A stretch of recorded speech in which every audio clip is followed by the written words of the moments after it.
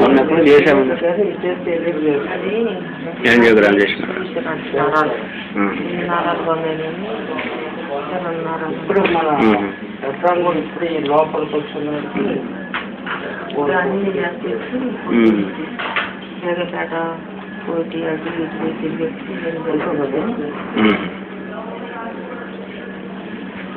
ముడుపు రెండు పైన 2:30 చేసింది కదా. కూర్చోను తక్కువ రాస్తే వాళ్ళు వీళ్ళు కూడా తక్కువ చేసింది. వీళ్ళు ఎక్కువ రాశారు కాబట్టి పొద్దునే వచ్చాను విశాఖపట్నం వెళ్ళొచ్చాను. విజయ్ కంటే విశాఖపట్నం కూర్చో అక్కడ వైలెన్స్ అయితే అప్పుడు వేసింది కూడా ఇప్పుడు కూడా బాగుందంట. అది డాక్టర్ కూడా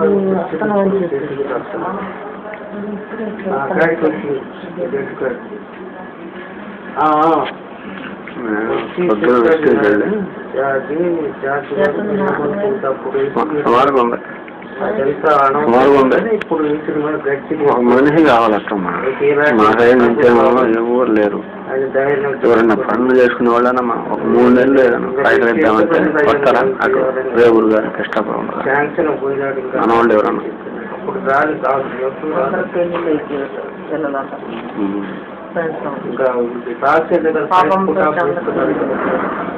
ఇంకెవరన్నా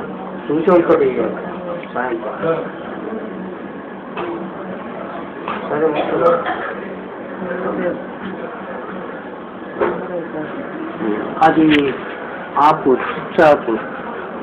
ఆపే ఉంది. ఛార్జింగ్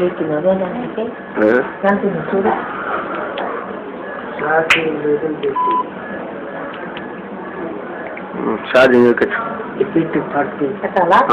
ఛార్జింగ్ పెట్టు అదే పక్కదే అది పెట్టు. ఇక్కడ నిలబడదు అక్కడికి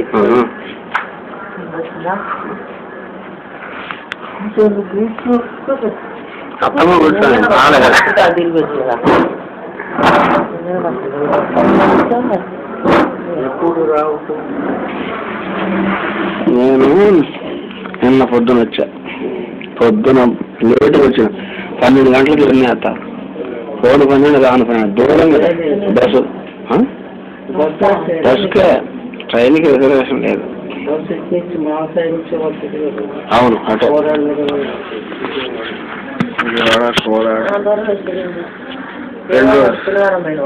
శని అదే శుక్రవారం వెళ్ళాను. శుక్రవారం నైట్కి వెళ్ళా. నైట్ వెళ్తే ఆడ 11 గంటలకు దిగేసరికి పొద్దున్న చాలా లాంగ్ జరిగింది. విశాఖపట్నం వాళ్ళు ఇంకా దూరం అంట. శ్రీకాకుళం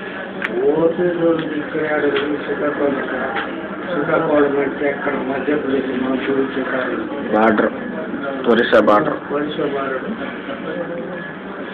ధైర్యం కూడా మామయ్య ఏం కాదు. ప్రార్థన చేసుకో అంతే. ప్రార్థన చేసుకొని సాయంత్రం అవుతుంది. 2:30 వస్తుంది అంట.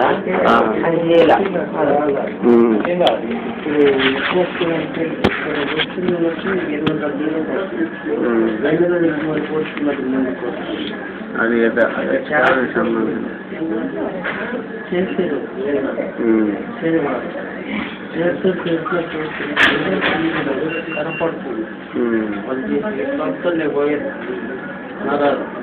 కొద్దిగా ఇంటి దీనికి వస్తుంది. ఒకటి పోస్తున్నట్టు ఒకటి నుంచి ఇట్లా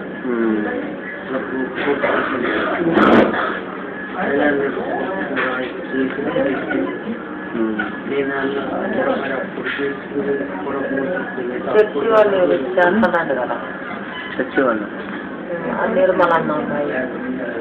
నిర్మల ఎవరు లైట్ వేసుకెళ్ళా అంతగా వాళ్ళు ఏదో చేస్తారు.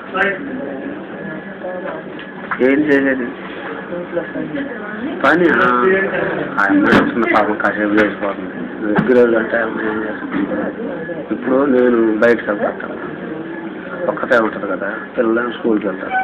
ఏదైనా అన్నాక అంది అదన్నా ఉంది లేకూడదు అన్నాడు. నేను అందుకని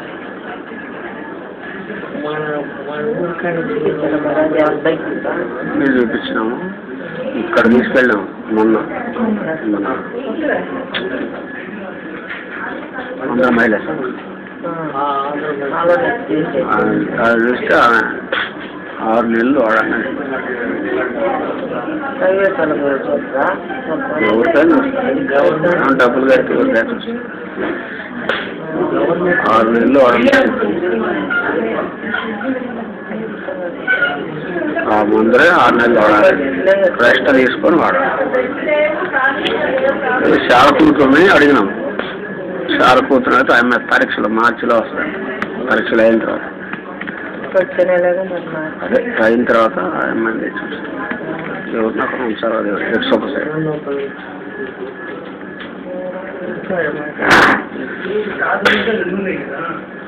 బుడక లాగా ఉందంట.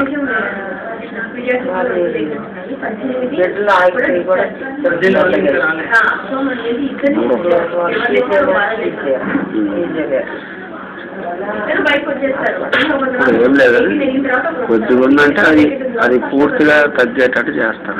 అది ఆపరేషన్ లేకుండా అన్నారు. అందుకని ఇంకొక రెస్ట్ అనమాట. మా మాకు చెప్తుంటే మన అమ్మని ఏ వద్దులే అంటాడు ఆయన. ఆయన మాట వింటారు ఎవరైనా, షారైనా ఎవరైనా పంపుతారు. షాకు 3 పిల్లలు ఉన్నారు కదా, ఏదో కానీ ఒక 3 నెలలు మన దగ్గర వస్తే ఆయన చెబితే ఉంటారు. ఆయన ఏమో చెప్పడం నేనేం చేయగలను, నేను చేసే పనులు చేస్తున్నాను. ఆడేవాడు కొంచెం చెప్పాడు.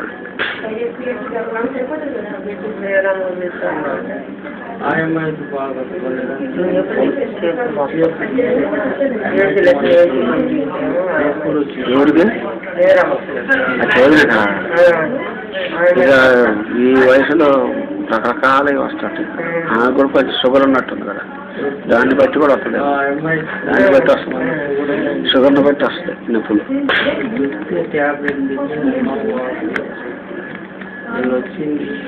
ఎక్కువ ఆలోచన చేస్తుంది. ఏదైనా మాత్రం బాగా ఆలోచన చేస్తుంది. దానివల్ల తలనొప్పి వస్తుంది. తలనొప్పి వస్తుంది. తలనొప్పి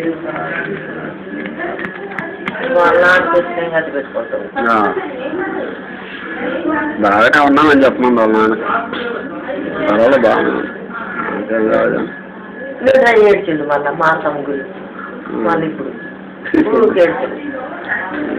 ప్రార్థన చేయాలంటే మనం ఏడ్చినా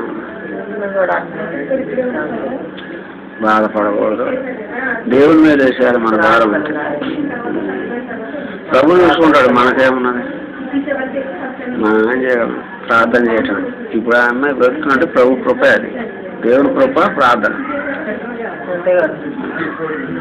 దేవుడికి అప్పు చెప్పాలి. మనం ఎంత చేసినా ఏమున్నది, మనం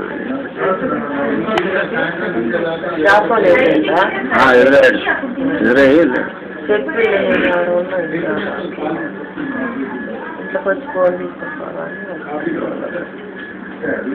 ఆ అమ్మాయి వస్తుంది పరిమళ వచ్చి ఇక అన్నం ఉండి అట్ట పోతుంది. సాయంత్రం కూడా అన్నం ఉండి పోతుంది. అంట్లు ఒక మనిషిని పెట్టినాం. అంట్లకి బట్టలకి ఒక మనిషిని. ఆ మనిషి ఎప్పుడు గంట ఉండిపోతాయి. మన దగ్గర ఉండేవాళ్ళు కాదు కదా. గంట ఉండిపోతే ఇప్పుడు